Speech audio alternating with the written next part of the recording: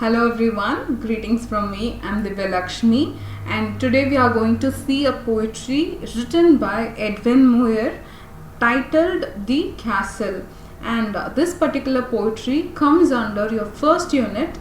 Already we have seen the first unit's prose, and today we are here to listen the poetry. And the very title, you can see it, The Castle by Edwin Muir.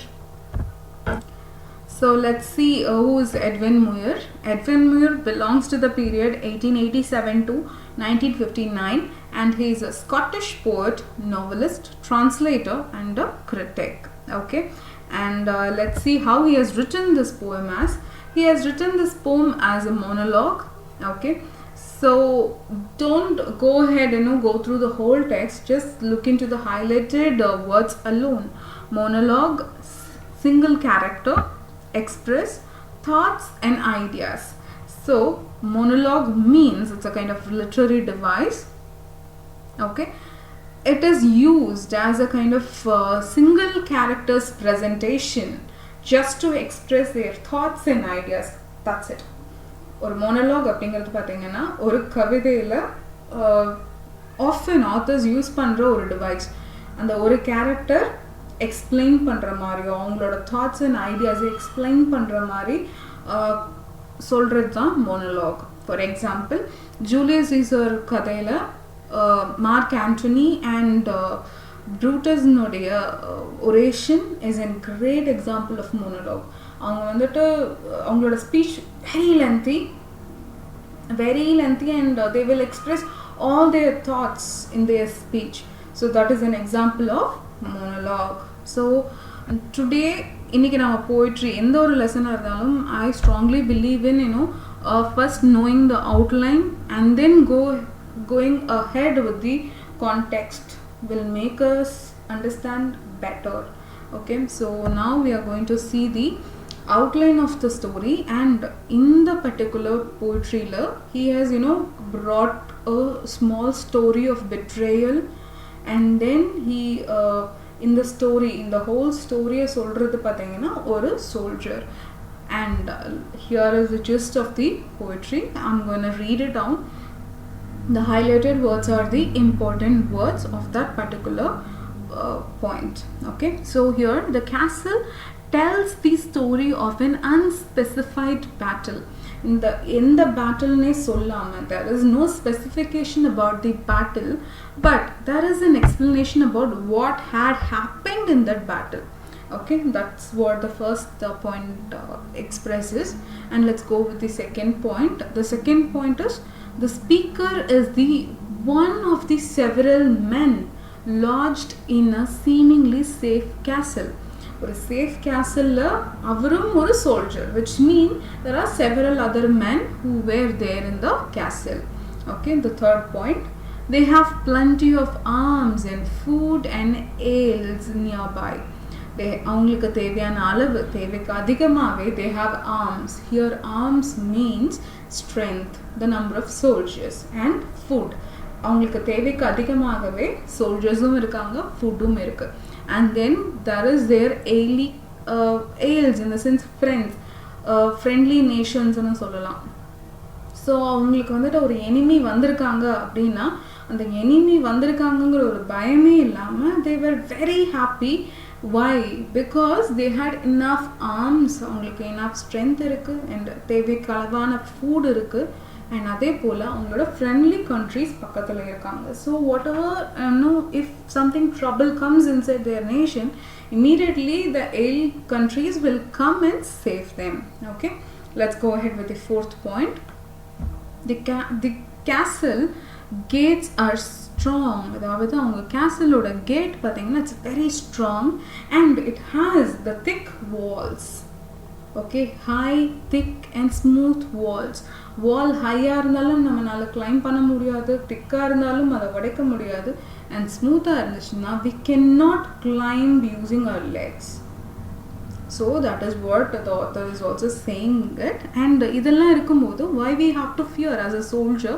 We are very happy because enemies cannot capture us. இதுதான் வந்துட்டு soul content இருக்குது. And let's go ahead with the last point. Yet இவ்வளோ விஷயம் இருந்தும் okay, these men are defeated when the enemy bribes one of their own warder. இவ்வளோ இருந்தும் okay, இவ்வளோ great qualities அவங்க கேசலுக்கு இருந்தும் they have been defeated. How? Because one of the enemy's soldier has bribed our own warder. அப்படிங்கிறது இந்த gate கீப்பர்ஸ்ன்னு சொல்லுவாங்கல்ல, அவங்கள தான் வார்டர்னு சொல்லுவாங்க. One of their own warder who let the enemy's soldier through a little gate. So he got the gold from the enemy soldier and he led the enemy soldier inside the castle. So this is how they have got defeated. So the castle, it talks about an unspecified battle where the soldiers in the first half of the story, the author says that they were very strong, they had everything, and the second half of the story, the author says even then they got defeated just because of their own warder who got bribed by their enemy soldier. And in the last few lines, the author says he literally feels like he got sold for gold. Okay, so the next one is the pictorial representation of that particular story. So you can very well see that the castle has high towers and a strong, and it was a very high in position, and their captains were brave, the soldiers were loyal, they had enough arms, weapons and soldiers, and they had enough stock of food. They are ready anytime if the enemy country people comes inside, they are ready to shoot, they are ready to fight. But an old guard, okay, and the warder through and ஒரு சின்ன wicket gate அப்படிங்கிறது ஒரு சின்ன gate, through that he led their enemy country people just for the gold. And then enemies came into the castle, they have destroyed it, and finally the people were completely became as a slave, and now he feels like it is a tale that cannot be disclosed to anyone because he feels shame on his own country's people. Yes, here comes your poem lines, and you can very well see there are 6 stanzas and each stanza carries 5 lines, and I'm going to explain it stanza wise. Okay, in the first stanza, please kindly note it down because after that I'll be explaining it line by line. Okay, so the first stanza, they talks about how the soldiers were felt no threat at all. Even they got their enemies just a mile away, just half a mile away, they felt no threat at all. They just enjoyed their summer mornings and evenings. And in the second stanza, they talk about how much they are rich, as well as what are the materials they have got.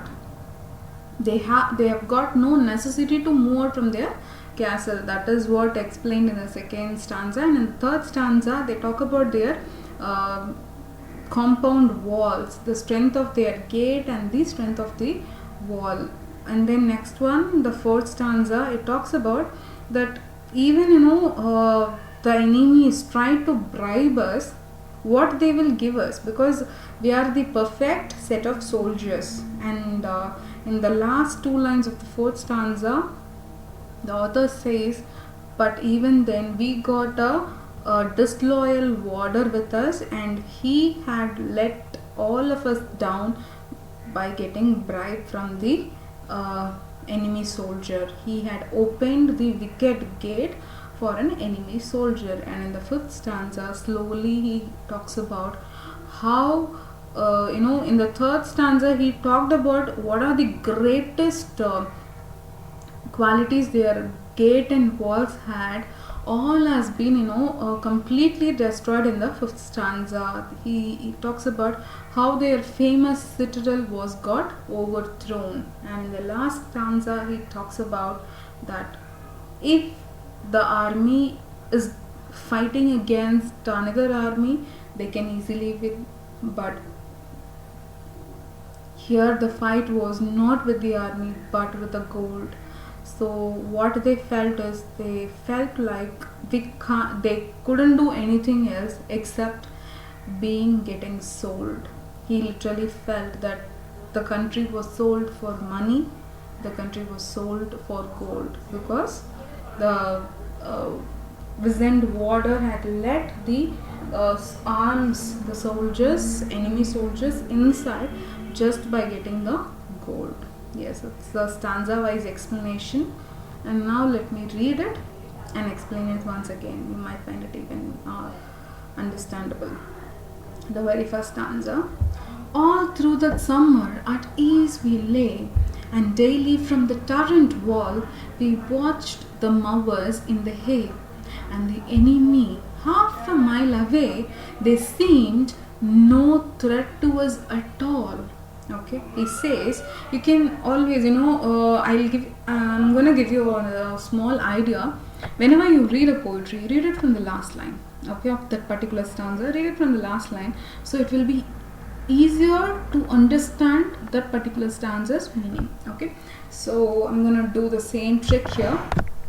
So that is a threat of their enemies, because their enemies were half a mile away. But even then, what they did watching the mowers. Okay, mower is a machine used to cut off the bushes. Okay, so the soldiers were just watching the mowers, and from where they were watching? They were watching it from the turret wall, that is the top of the castle. And with what kind of condition they are watching it? With a very, very comfortable pace, they are watching the mowers, and even enemies were half a mile away. They felt no threat at all. Okay, and the second stanza, for what? Okay, they thought, okay, even enemies are half a mile away, but even then, for what we thought had we to fear?